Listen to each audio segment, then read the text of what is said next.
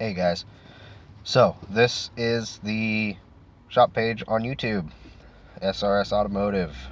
Um, I just posted a video on the Facebook page um, titled Answering Some Questions.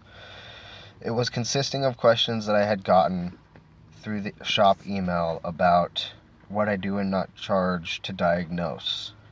Um, like I had said on that page, on that post, was if you bring your car to me, for example, because you're going on a road trip and you just want to make sure that it's going to make it through the trip, I have this nifty little repair form that I will go over with you. It's, same example that I used in that live stream on the Facebook page is for the engine compartment. Checks the oil level, brake fluid. If it's a manual transmission with a hydro boost clutch, which is a hydraulic clutch, not exactly hydro boost. That's another style of hydraulic clutch. Then the clutch fluid, the master cylinder clutch fluid, transmission fluid if it's an automatic, coolant levels. I have a tester that tells me the temperature that the fluid freezes at and boils at, battery voltage, the look of the physical condition of the battery, the condition of the belts, the windshield washer fluid, and the air filter. That's just an example off of this list, which is the top part of the list here. See, oil level, brake fluid, master clutch cylinder fluid, transmission fluid, coolant, battery voltage, whatnot. So that's something I'm not going to charge for, is just to give the car a once over, make sure that everything's legit. Like I said on the video on the Facebook page, it's more of a safety concern than it's a job concern.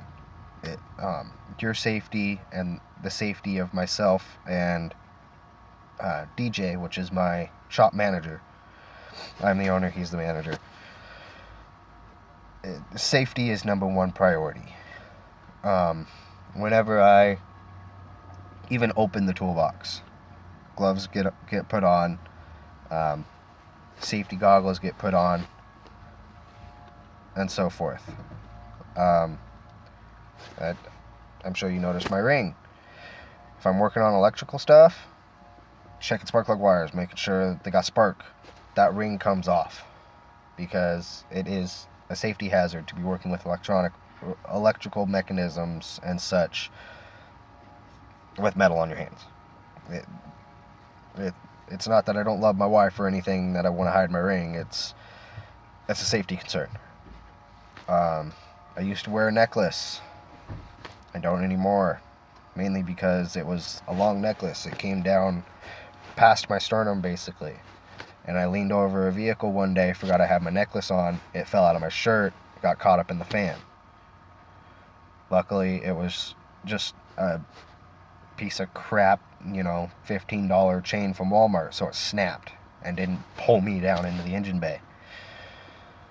That's part of my safety concern is I want you to be safe, I want my employee to be safe, and I want myself to be safe. So if you have a concern, say you're driving down the road and it starts pulling for no reason, that could be a ball joint's going bad, tie rod end's going bad, wheel bearing's going bad.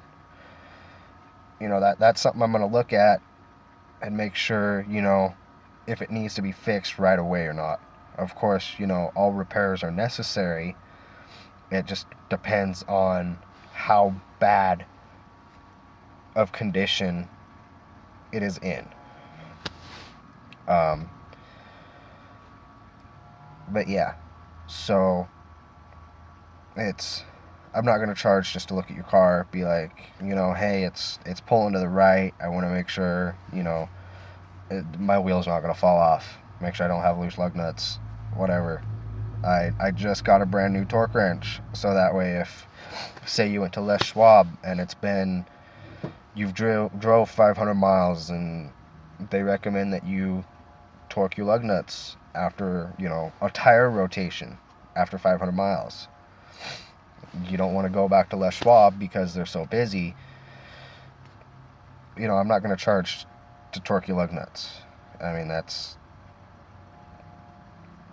seems idiotic to me. I mean, it's 2 minutes of work. I'm not going to charge you $50 for 2 minutes of work. Most of my work is hourly based. Some of it is flat rate. Like if you come in and you need brakes done, that's $50 an axle. You come in, you need an oil change done. That's $20 in labor. You come in, you can't figure out why half your dash lights are working. That's electrical. That's the most expensive. That's $80 an hour. The only reason that is so much higher is because electrical is the hardest thing to diagnose. Unlike a misfire, for instance. Now, on newer cars, you can just plug in your scan tool and be like, oh, it's a misfire in cylinder 3. On older cars, like my Subaru, it's a 1990, it's OBD1. You don't have that option. So you just gotta guess.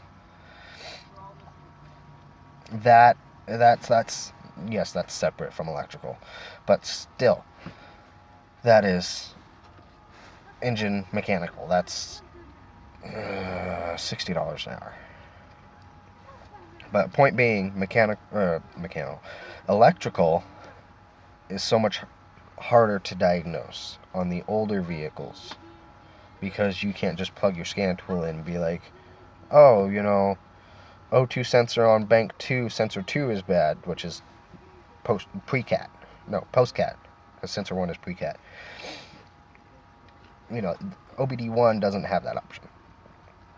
But a lot of times, the example I always use is, say you have a 99 Dodge Grand Caravan.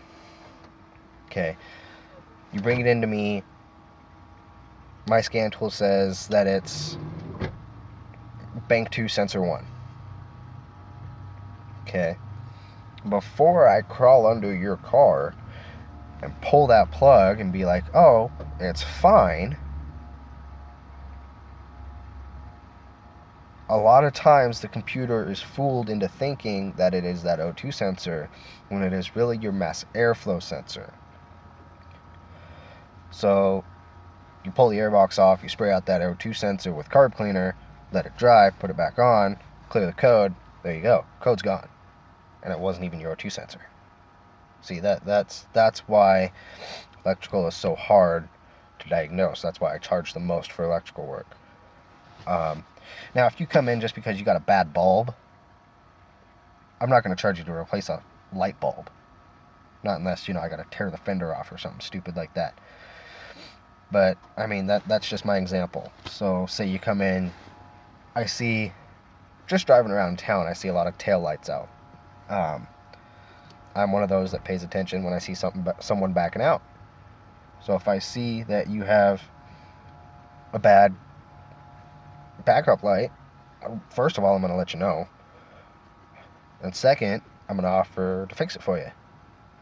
The only time I'd charge you for it is if I have to supply the bulb, which I do have a random assortment of bulbs. So I mean, most of those bulbs are only like $2. So I'm not going to charge you, $20 for 2 seconds of work to replace a $2 bulb. That's just not going to work for me. It's 2 minutes to replace a bulb. So I'm not going to charge you for that. But I'm rambling, so thank y'all for watching.